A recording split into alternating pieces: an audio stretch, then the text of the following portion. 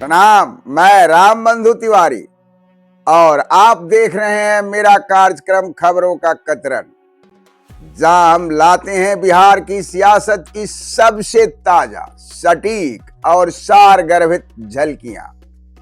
चुनावी हवा अब पूरी तरह गर्म हो चुकी है। बयानबाजी के बाण चल रहे हैं, रैलियों में भीड़ उमड़ रही है और सियासत का रंग हर दिन कुछ नया रूप ले रहा है।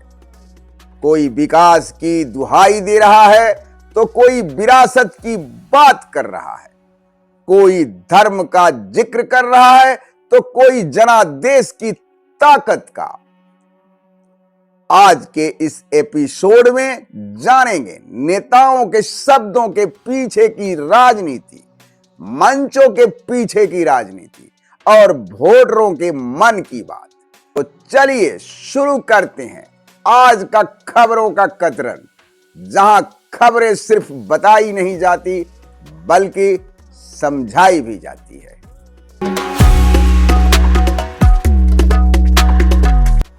राहुल गांधी बिहार में अपनी चुनावी सभाओं की शुरुआत की। महागठबंधन के मुख्यमंत्री उम्मीदवार तेजस्वी यादव के साथ मंच साझा करते हुए प्रधानमंत्री मोदी पर तीखा प्रहार किया। मुजफ्फरपुर और दरभंगा के रैलियों में राहुल बोले, मोदी जी वोट के लिए कुछ भी कर सकते हैं, नाटक करें, ड्रामा करें, चाहे तो नाच भी ले।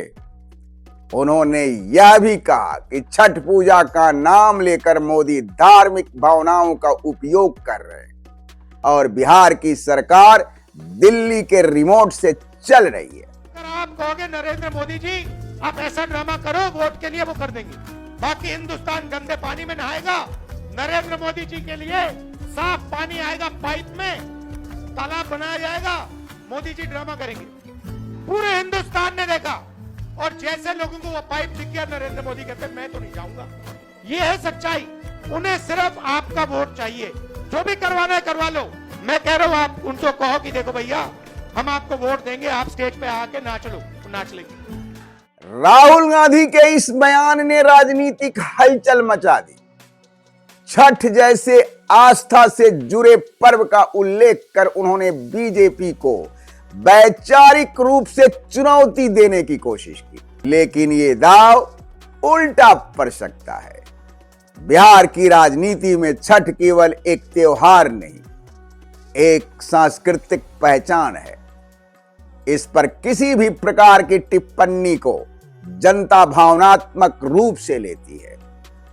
राहुल का उद्देश्य मोदी के दिखावे पर सवाल उठाना था, पर भाषाई चयन ने बीजेपी को नैरेटिव पलटने का मौका दे दिया। अब बीजेपी इसे हिंदू अस्मिता बनाम कांग्रेस अपमान के रूप में प्रचारित कर रही है, जो ग्रामीण और धार्मिक वोटरों में असर कर सकती है। बीजेपी प्रवक्ता सुधांशु त्रिवेदी ने कहा कि राहुल गांधी ने छठ महापर्व का अपमान किया है। उन्होंने कहा कि यह बिहार की आस्था और संस्कृति का अपमान है। जनता इस अपमान का जवाब जरूर देगी। बीजेपी ने इस बयान को अपनी सबसे मजबूत पिच सांस्कृतिक अस्मिता पर बदल दिया।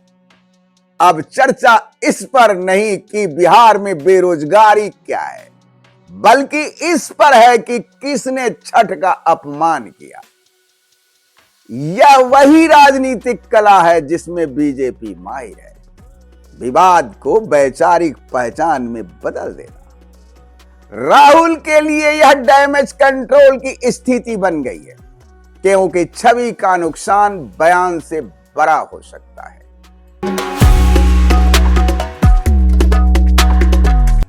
रक्षा मंत्री राजनाथ सिंह ने आज दरभंगा और बाढ़ की रैलियों में महागठबंधन पर तीखा प्रहार किया। उन्होंने कहा आरजेडी ने बिहार को बदनाम किया और नीतीश कुमार ने राज्य को पटरी पर लाया। राजनाथ सिंह का यह बयान बीजेपी की रणनीति में वंशवाद बनाम विकासवाद का नया सूत्र है। वे अमित शाह या योगी की तरह तीखे बयान तो नहीं देते, लेकिन उनके वाक्य में शालीन व्यंग जरूर होता है। वे जो मध्यम वर्गीय और परंपरागत मतदाताओं को सहज लगता है। उन्होंने बिहार के चुनाव को भावनात्मक संघर्ष के बजाय नैतिक विकल्प के रूप में पेश किया। आप लालू के विरासत चाहेंगे या नीतीश का विकास? यह शैली बीजेपी के संतुलित चेहरों की याद दिलाती है, जो चुनाव में स्थिरता का संदेश देती है। अमित शाह ने आज दरभंगा, समस्तीपुर और बेगूसराय में तिहरी रैली की। उन्होंने कहा कि आरजेडी और कांग्रेस की सरकार आई तो पीएफआई के आतंकी जेल से बाहर होंगे। एनडीए ही विकास और सुरक्षा की गारंटी दे सकती है। शाह का भाषण पूरी तरह सुरक्षा, राष्ट्रवाद और स्थिरता की लय पर था। उन्होंने चुनाव को राष्ट्रीय सुरक्षा बनाम अपराध की वापसी के फ्रेम में रख दिया। उनके हर भाषण में मोदी मॉडल का प्रतिरूप होता है। प्रथम आक्रामक शुरुआत, मध्य में भावनात्मक और अंत में राष्ट्रवादी समापन के साथ। यह लाइन बीजेपी के कोर वोटरों को उत्साहित करती है और अनडिसाइडेड वर्ग में भय का वातावरण बनाती है, जो बिहार के चुनावी मानस में अक्सर निर्णायक भूमिका निभाते हैं।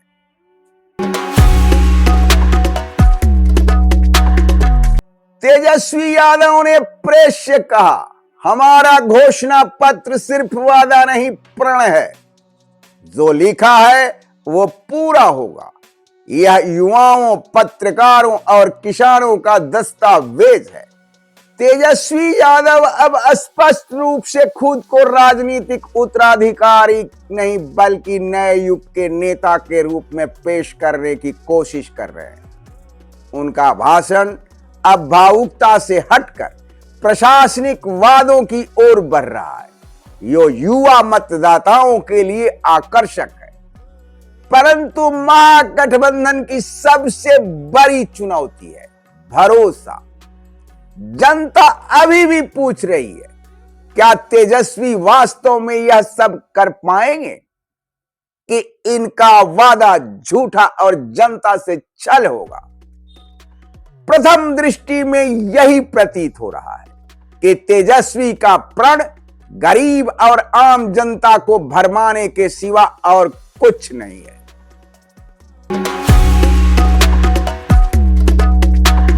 राजस्थान के पूर्व मुख्यमंत्री अशोक गहलोत ने कहा, यह चुनाव सिर्फ बिहार के लिए नहीं, देश के लिए है।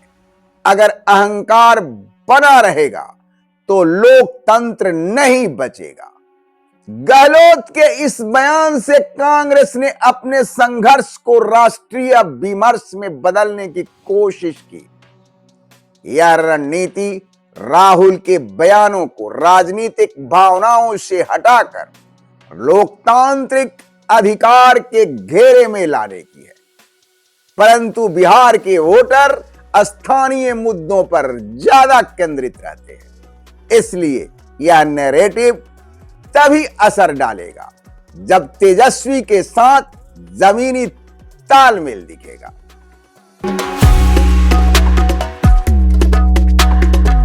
योगी आदित्यनाथ ने कहा कि लालू यादव ने अपने शासनकाल में राम रथ को रोका था और यह इतिहास का पाप था। उन्होंने कहा, बिहार फिर एनडीए को जिताकर उस पाप का प्रायश्चित करेगा। योगी का यह बयान धर्म और राजनीति के पुराने गठजोड़ को फिर से सक्रिय करता है। उनका उद्देश्य है धार्मिक भावनाओं से जुड़ी यादों को जगाकर राजनीतिक संकल्प बनाना। हालांकि बिहार में धर्म से ज्यादा जातीय गणित काम करता है। लेकिन बीजेपी ने अपने हिंदुत्वीय ध्रुवीकरण का अस्थायी हथियार चला दिया है। प्रियंका गांधी ने राहुल के रैली के बाद कहा, मैं जल्द बिहार आऊंगी, हमें भरोसा है इस बार बिहार बदलाव चुनेगा। प्रियंका का यह बयान भले ही छोटा हो, पर यह कांग्रेस के पारिवारिक एकता के प्रतीक के रूप में देखा जा रहा है। उनकी उपस्थिति पार्टी कार्यकर्ताओं में ऊर्जा भरती है, पर सवाल यह भी है, क्या कांग्रेस का संगठन उस ऊर्जा को मतों में बदल पाएगा? यही कांग्रेस की असली परीक्षा है।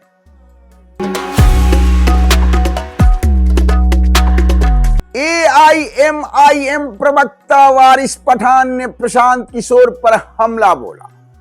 कहा वो खुद चुनाव लड़ने से डरते हैं और हमें सलाह देते हैं। यह विवाद सीमांचल के मुस्लिम राजनीति में नई हलचल की संकेत है। पीके का लक्ष्य AIMIM को कमजोर करना है, लेकिन इस तकरार से मुस्लिम वोटों में बिखराव तय है। एनडीए के लिए यह परोक्ष राहत है, क्योंकि विपक्ष का एक महत्वपूर्ण सामाजिक आधार अस्थिर हो रहा है। बिहार के जमीन पर अब बड़े बड़े नेता उतर चुके हैं। एनडीए के शाह, योगी, राजनाथ, नित्यानंद और सुधांशु त्रिवेदी, वहीं महागठबंधन के राहुल, तेजस्वी, प्रियंका, गहलोत, हर मंच से एक ही आवाज उठी, बदलाव बनाम स्थिरता। अब बिहार चुनाव पूरी तरह से ध्रुवीकृत होती जा रही है। मुद्दे अब गौण हो रहे हैं। जनता की भावनाओं का दोहन शुरू हो चुका है। अब देखना यह होगा कि लड़ाई अब विकास बनाम विरासत की होगी या जनता व्यवस्था बदलाव को महत्व देगी। अब मतदाता को तय करना है कि उसे किस चेहरे में अपना भविष्य दिखता है। तो दोस्तों, ये था आज का खबरों का कतरन। बिहार की राजनीति का पूरा हाल, बयान से लेकर विश्लेषण तक, जहां शब्दों की वर्षा हुई। कोई आस्था की बात कर रहा था तो कोई विकास की, कोई बदलाव की, पर असली राजनीति अब भाषणों से नहीं, भरोसे से तय होगी। यह वही बिहार है जो चुपचाप सुनता है, फिर एक दिन तय कर देता है कि इतिहास किस करवट बैठेगा।